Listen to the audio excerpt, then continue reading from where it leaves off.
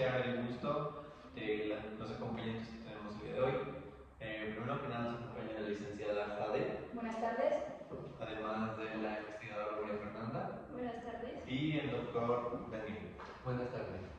Y yo me presento, soy el licenciado Abraham. Primero que nada quisiera iniciar este tema con una pregunta. ¿Alguien de aquí o de la audiencia que nos acompaña sabe qué es la pena de muerte? ¡No! Ok, pues según la Declaración Universal de los Derechos Humanos, la pena de muerte es el castigo más frío e inhumano que se le podría dar a alguien, ya que este consiste en la privación de la libertad a manos del Estado y en el nombre de justicia. Esto es debatible en varios puntos, pero esto es de ustedes. Quiero comenzar también con hacer una siguiente pregunta. Licenciada, ¿podría contarnos un poco más sobre la pena de muerte en México? Sí. La pena de muerte ha estado presente en los momentos más cruciales de la historia de nuestro país y ha tenido una larga historia, a decir verdad, y ha sido influenciado por factores como la política, la sociedad y las leyes, entre otras más. Esto ha abarcado desde la prehistoria hasta el siglo XXI y varios personajes ilustres como Miguel Hidalgo, José María Morelos y Pavón, Agustín de Iturbide, Maximiliano de Habsburgo, entre otros, tienen en común que han sido castigados con la pena de muerte y todo por contextos políticos y militares. Y un caso más reciente, a decir verdad, de esto es el Tigre de Santa Julia, quien fue condenado a pena de muerte por cargos de robo, asesinatos y rebeldía en 1910. Pero ¿para qué delitos era aplicada la pena de muerte?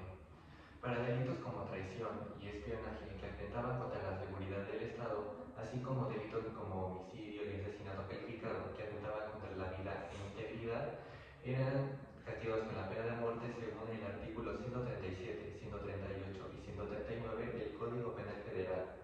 Además, delitos como secuestro y rapto calificado eran sancionados según el artículo 161 y 162 del Código Penal Federal.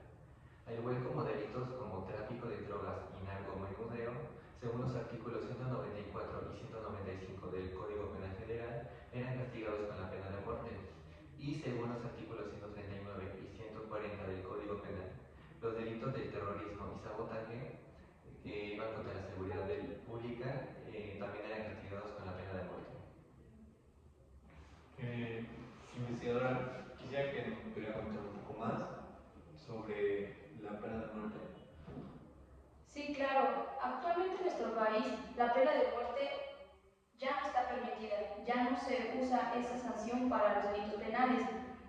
Pero para que pudiéramos llegar a este punto como sociedad, México tuvo que pasar por un proceso tardado y complejo, que comenzó en el año 2001, cuando el entonces presidente Vicente Fox inició una reforma constitucional para abolir la pena de muerte en México.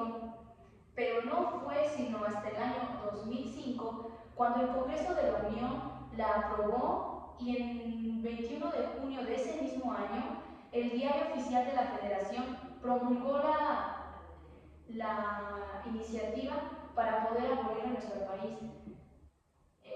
Esta quedó marcada en el artículo 22 constitucional, el cual nos dice que queda abolida la pena de muerte para los delitos políticos. Además, algunos de los argumentos que ayudaron a los congresistas a poder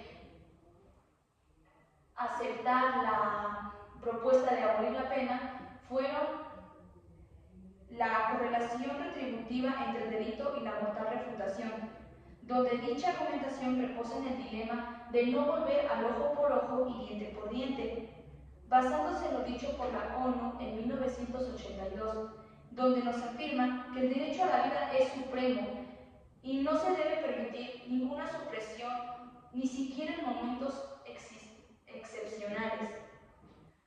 El segundo argumento importante que fue fundamental para la abolición de la pena en nuestro país fue la imposibilitación de la rehabilitación, es decir, cuando al condenado se le sancionaba a la pena de muerte, muerte no se le daba la posibilidad de poder arrepentirse o poder concientizar moralmente su acto, inclusive de tener una evolución psíquica, por lo que no se le da la oportunidad de hacer en sí mismo un ajuste interno moral para poder saber el daño y concientizar todo el daño que le causó a la víctima. Y el último, pero no menos importante, argumento fue los errores judiciales que había en el Estado. En ese entonces, el Estado cometía el error de no estudiar a profundidad los casos, y por ello muchos de los condenados eran enfermos mentales, los cuales, por su condición, no medían la criminalidad de sus actos. Y muchas veces estos no eran los autores materiales de los delitos. Pero, posterior al año 2005, según datos del Instituto Nacional de Estadística y Geografía, INEGI, la tasa de delitos penales que experimentaron los tres principales cambios posteriores a la abolición de la pena de muerte en el Estado mexicano se presentaron en el año 2005, precisamente el año en el que esta fue abolida, donde hubo un aumento de la tasa del 9,5% por cada 100.000 habitantes, que fue una cifra bastante considerable, pero no fue sino en el año 2010 cuando esta tasa alcanzó su máximo punto, llegando inclusive a los 18,1 por cada 100.000 habitantes. Pero en el año 2019 esta disminuyó drásticamente, llegando al 14,4 por 100.000 habitantes. Con ello se refleja que desde la abolición, desde la pena de muerte en México, ha aumentado el índice de delitos penales en nuestro país. Si bien algunos años ha disminuido, algunos otros han sido marcados por la violencia y el aumento de asesinatos en nuestro país.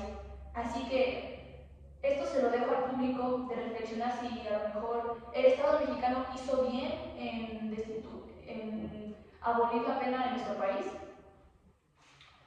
Realmente la pena de muerte se ha intentado volver a tenerla durante varias veces. Una de estas, o algunas de estas, siendo fue en el 2018 con la bancada del Partido Verde, algunos diputados y senadores intentaron modificar la Constitución para poder quitar los obstáculos que impedían la reimposición de la pena de muerte.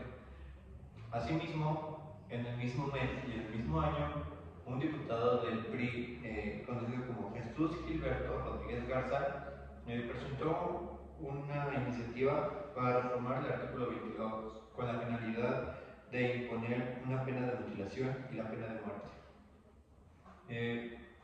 Para concluir con esta conferencia, me gustaría decir que la pena de muerte ha pasado por muchos cambios y ha habido muchos procesos a lo largo de la historia de México.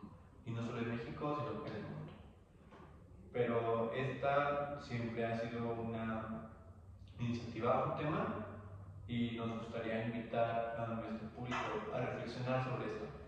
Si fue alguna vez una buena idea o una mala idea, y que vean los resultados de violencia y las estadísticas que se lograron generar. Con esto damos por terminada la conferencia. Agradecemos a todos los asistentes. Esperemos les haya gustado. Eso sería todo.